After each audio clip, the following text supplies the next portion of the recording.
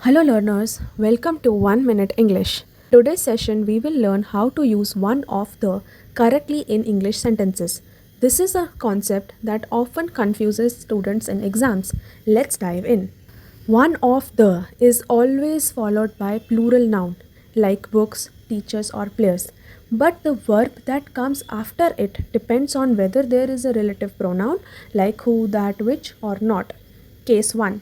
No relative pronoun. When one of the is the subject of sentence and there is no relative pronoun, always use a singular verb. For example, one of the engineers is on leave today. Engineer is a noun, it will always be plural. Since there is no relative pronoun, is, that is the verb, it is also singular. Case 2. When who, that, which is used after noun, the verb must agree with the plural noun.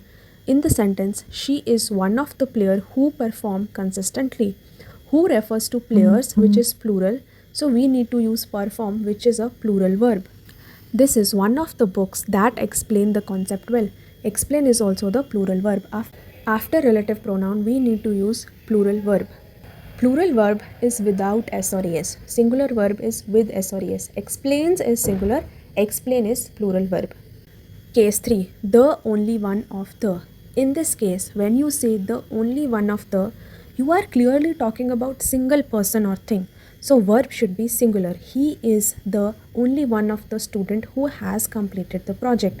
Has is correct because it refers to the only one. So it's singular, so verb will be singular. Quick recap. After one of the, we will always use plural noun. But when there is no relative pronoun, the verb will be singular.